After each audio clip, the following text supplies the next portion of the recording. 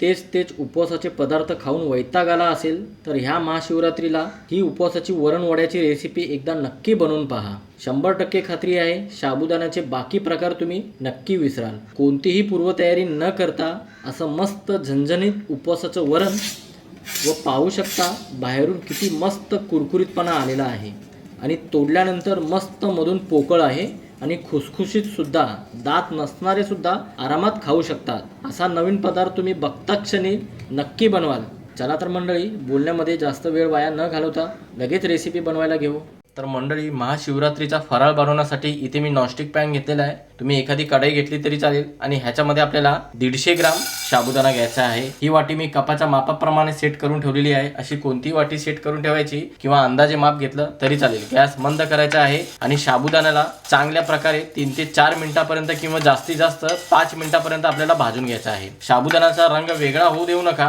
फक्त साबुदाण्यामधला ओलावा निघून जायला पाहिजे. हलकासा कुरकुरीतपणा आला की साबुदाण्याचा रिझल्ट एकदम परफेक्ट येईल, म्हणजे रेसिपीचा रिझल्ट एकदम परफेक्ट येईल. कधीही साबुदाणा मार्केटमधून आणल्यावर पॅकेट बंद असतं. ते जास्त दिवस स्टोर राहण्यासाठी त्याला केमिकल लावलेलं असतं. मग ते केमिकल निघून जाण्यासाठी आपल्याला चांगल्या स्वच्छ कापडाने पुसून घ्यायचं आहे. साबुदाण्याला धुवून घेण्याची काहीच गरज नाही.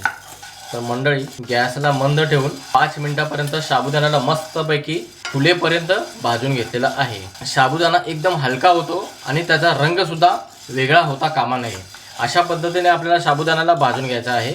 आता काय करायचं, गॅस बंद करायचा आहे आणि साबुदाण्याला एका प्लेटमध्ये काढून थंड करून घ्यायचा आहे. साबुदाणा थंड होतोय तोपर्यंत आपण इथे पुढची तयारी करू. मोठंसं भांडं घ्यायचं आहे आणि त्याच्यामध्ये आपल्याला बटाटे किसून घ्यायचे आहे. ते मी 2 बटाटे उकडून घेतलेले आहेत, त्याला किसून घ्यायचे आहे. तुम्ही वाटलं तर हाताने मॅश करून सुद्धा घेऊ शकता, पण एकदम गुळगुळीत राहायला पाहिजे. त्याच्यामध्ये अजिबात गाठी नाही राहायला पाहिजे, म्हणून मी बटाटे किसून घेत आहे. थोडासा वेळ लागला तरी चालेल, पण किसून घेत आहे.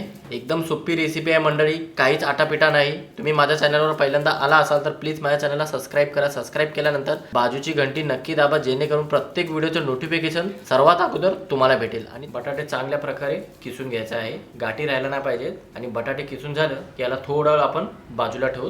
साबुदाणा पूर्णपणे थंड झाला की याला मिक्सरच्या भांड्यामध्ये आपल्याला काढून घ्यायचं आहे आणि पाणी अजिबात न वापरता एकदम बारीक ह्याची पावडर आपल्याला करून घ्यायची आहे. साबुदाणा वाटून झालं की त्याला आपल्याला ह्या भांड्यामध्ये काढून घ्यायचं आहे बटाट्यासोबत, पण त्याला चाळून घ्यायचं साबुदाण्याला. साबुदाणा चाळून घेतलं की पीठ एकदम हलकं फुल होतं.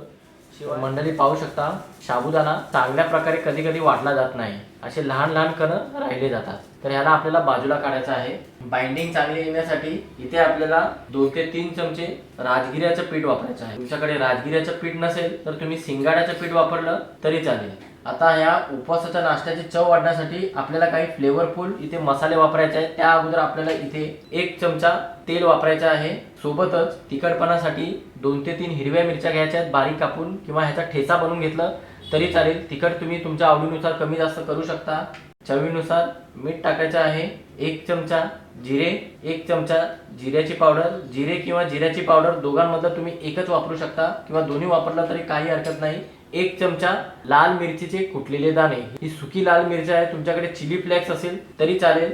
आता या सर्व जिन्नसांना बटाट्यामध्ये चांगल्या प्रकारे एकजीव करायचं आहे. तुमच्याकडे राजगिऱ्याचं पीठ किंवा शिंगाड्याचं पीठ नसेल तर तुम्ही फक्त साबुदाण्याने सुद्धा ही रेसिपी बनवू शकता. पण शिंगाड्याचं किंवा राजगिऱ्याचं पीठ वापरलं की चव चांगली येते आणि टेक्स्चर सुद्धा चांगला येतो. शक्य असेल तर वापराच राजगिऱ्याचं किंवा शिंगाड्याचं पीठ. चांगल्या प्रकारे याला एकजीव केलं की हाताने याला आता मळून घ्यायचं आहे. शक्यतो पाणी लागणार नाही ह्याच्यामध्ये मंडळी. लागलंच तर 1 ते 2 चमचे तुम्ही पाणी वापरू शकता. आपल्याला जास्त घट्ट सुद्धा नाही आणि जास्त सैल सुद्धा नाही, मीडियम टाईप मध्ये आपल्याला पीठ मळून घ्यायचं आहे. तर मंडळी आपण पाहू शकता, अशा पद्धतीने आपल्याला पीठ मळून घ्यायचं आहे. मंडळी, या पिठामध्ये तुम्ही 1 चमचा दही वापरू शकता किंवा अर्धा ते 1 लिंबाचा रस वापरला तरी चालेल. माझ्याकडे अवेलेबल नव्हतं, तुम्ही वापरू शकता. चव आणखीन चांगली येते. थोडीशी आंबूस चव आली की आणखीन टेस्टी होतो हा नाश्ता. आता काय करायचं, साबुदाणा वापरला आहे तर साबुदाणा भिजणं फार महत्वाचं आहे. त्यासाठी आपल्याला याच्यावर झाकण ठेवायचं आहे किंवा एखादा ओला कापड ठेवा. 10 मिनिटापर्यंत चांगल्या प्रकारे रेस्ट देऊ, म्हणजे साबुदाणा परफेक्ट सेट होईल. आता पीठ सेट होतोय तोपर्यंत आपण पुढची तयारी करू. इथे आपल्याला एक वाटण बनवायचं आहे. त्यासाठी मिक्सरचं भांडं घ्यायचं आहे आणि त्याच्यामध्ये आपल्याला 3 चमचे भाजलेले शेंगदाणे घ्यायचे आहेत. सोबतच 2 इंच आलं असं लहान तुकडे करून घ्या, बारीक चांगलं वाटलं जाईल. तिखटपणासाठी 3 ते 4 हिरव्या मिरच्या घ्यायच्या आहेत किंवा तिखट तुम्ही तुमच्या आवडीनुसार कमी जास्त करू शकता. आता आपल्याला ह्याला जाडसर वाटून घ्यायचं आहे, जास्त बारीक वाटून घ्यायचं नाही. तर मंडळी आपण पाहू शकता असं आपल्याला ना जास्त जाडसर ना जास्त बारीक मध्यम टाईपमध्ये आपल्याला असं हे वाटण वाटून घ्यायचं आहे। चला तर मंडळी आता पुढच्या तयारीसाठी किचनकडे जाऊया। तर इथे मी अगोदरच एक कढाई घेतलेली आहे आणि ह्या कढाईमध्ये मी 4 ते 5 चमचे तेल घेतलेले आहे। मी तुम्हाला आज उपवासाचं वरण बनवून दाखवत आहे। तेल चांगल्या प्रकारे गरम झालं की इथे आपल्याला 1 चमचा जिरे वापरायचे आहेत। जिरे चांगल्या प्रकारे चटकायला लागले की याच्यामध्ये आपल्याला संपूर्ण बनवून घेतलेलं वाटण काढून घ्यायचं आहे। गॅस मंद ठेवायचा आहे आणि सोबतच थोडेसे कढीपत्ता टाकायचे आहेत आणि या सर्व जिन्नसांना चांगल्या प्रकारे परतून घ्यायचे आहे 2 मिनिटांपर्यंत, जेणेकरून वाटणचा कच्चेपणा निघून जायला पाहिजे। तुम्ही उपवासाला कढीपत्ता खात असाल तर वापरा, अन्यथा नाही वापरलं तरी चालेल। तर मंडळी आपण पाहू शकता 2 ते 3 मिनिटांपर्यंत मस्त असं खरपूस याला परतून घेतलेलं आहे आणि मस्त असा घमघमाट सुटलेला आहे। आता काय करायचं आहे, इथे आपल्याला पाणी वापरायचं आहे। पाणी आपल्याला नॉर्मल नाही वापरायचं आहे, पाणी आपल्याला गरम वापरायचं आहे, तरच ह्याची चव टिकून राहते। इथे मी जवळपास पाव लिटर पाणी घेतलेलं आहे, म्हणजे 2 ते 3 जणांसाठी हे वरण पुरेसं होईल। तुम्ही वरणची क्वांटिटी वाढवत असाल तर वाटणची क्वांटिटी सुद्धा वाढवायची आहे, म्हणजे आपण जे वाटण बनवलं होतं ना सुरुवातीला त्याची क्वांटिटी तुम्ही वाढवून घेऊ शकता। आता याच्यामध्ये चवीनुसार मीठ टाकायचं आहे आणि काही सेकंद याला ढवळून घ्यायचं आहे। मंडळी बेस्ट कॉम्बिनेशन आहे, ही रेसिपी एकदा बनवून पहा, इतकी भारी चव आहे, दिवसभर चव तुमच्या तोंडातून जाणार नाही, पोट अगदी भरलेलं राहील, अजिबात भूक लागणार नाही। ह्या महाशिवरात्रीला ही रेसिपी एकदा बनवून पहा।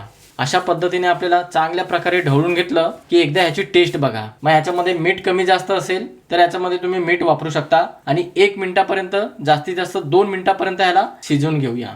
2 मिनिटापर्यंत उकळी काढून घेतलं की हलकासा घट्टपणा आलेला आहे आणि बाजूने मस्त असं तरी सुटलेली आहे, पाहू शकता, आणि वास सुद्धा एकदम घमघमाट येत आहे। जबरदस्त असं हे उपवासाचं वरण तयार झालेलं आहे। बघता क्षणी तुमच्या तोंडाला नक्की पाणी सुटलं असेल। वरण तयार झालं की याला एका मोठ्याशा भांड्यामध्ये काढून थंड करून घेऊया।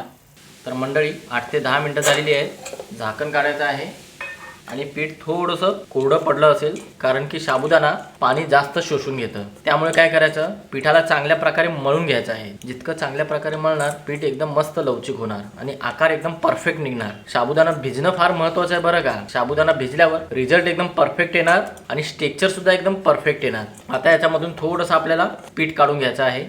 तर मंडळी पोळीपाटावर थोडंसं राजगिरीचं पीठ टाकायचं आहे किंवा शिंगाड्याचं पीठ टाका किंवा तेल लावून घेतलं तरी काही हरकत नाही। असा उंडा घ्यायचा आहे आणि दोन्ही बाजूने पीठ लावून घ्यायचं आहे चिटकू नये म्हणून, आणि आपण जसं पराठे बनवतो ना आलू पराठे तसं आपल्याला लाटून घ्यायचं आहे। पातळ लाटून घ्यायचं नाही ना जास्त जाड लाटून घ्यायचं आहे।